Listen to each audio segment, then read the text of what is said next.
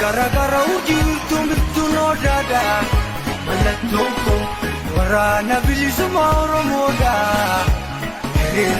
Oromoon galaana irra dhangalaana. Labsa warraaqsa galaana uummataa qeerroo bilisummaa Oromoo irraa.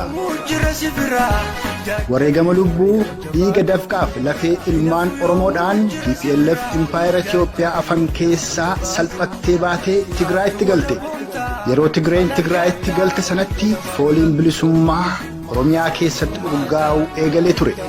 Fooliin bilisummaa kun ilmaan nafxanyootaa maraachee bilisummaa Oromoo dura isaan dhaabe.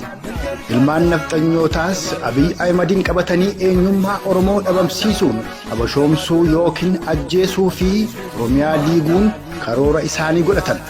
Kanas hojiitti hiikuuf ilmaan Oromoo abashoomuu didan doorsisuu, hidhuu, gidirsuu irra darbees addunyaa kana irraa dhabamsiisuuf loltuu, poolisii fi milishaan itti bobbaasanii haxaa'uu itti fufan. Qeerroo Oromoo bakkayyuu qalaa Oromoo shororkeessanii qabsoo isaa irraa ugguruuf dhama'an. Oromoo summiif xayyaaraan lolan dhukkuba daddarbaafis saaxilanii gaaga'an. Qe'ee fi ooyiruu Oromoo balleessuun Oromoo beelaa fi dhumaatiif qopheessaa jiru.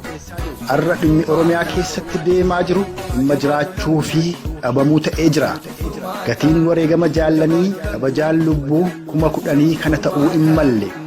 Wareegama kaleessaa fi har'a ba'aa jiru callisanii ilaaluun du'a, gidiraa, hiyyummaa fi hidhaanurraa dhaabuu hin dandeenye.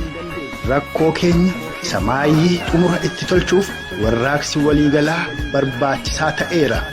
Warraaqsi marsaa kanaa warraaqsa galaana uummataa jedhama.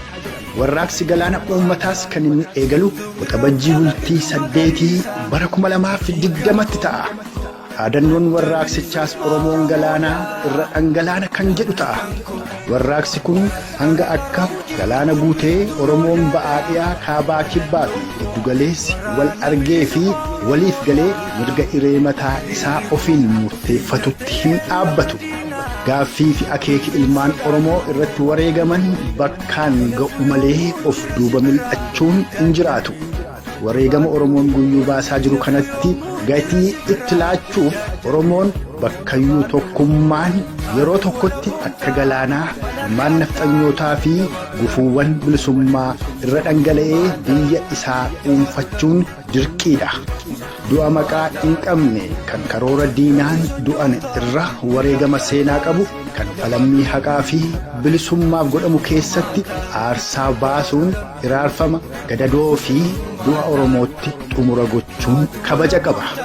Filmaatni Oromoo bilisummaa yookaan du'a tarkaanfilee ammaaf Oromoon fudhachuu qabu keessaa gariin tokkoffaa karaa cufuu, sarara ibsaa fi riqicha addaan kutuu, lammaffaa qabeenya diinaa dhuunfachuun qabsoo bilisummaa Oromoof oolchuu kan dhuunfachuun hin danda'amne abidda itti kaa'uu, sadaffaa qabeenyaa fi waajjiraalee bulchiinsa poolisaa fi xixiqqinaa dhuunfachuun qabsoo bilisummaa Oromoof oolchuu yookaan barbadeessuu, afuraffaa miseensota biltiginnaa kanneen uummatatti loltuu waaman yookaan bobbaasanii fichisiisan irratti tarkaanfii fudhachuu, ittiin ooduu, gaddaaf gammachuu isaanii irratti argamuu diduu, keessaa immoo warra amoo filatanii tarkaanfii keessa deebii hin qabne irratti fudhachuu ta'a.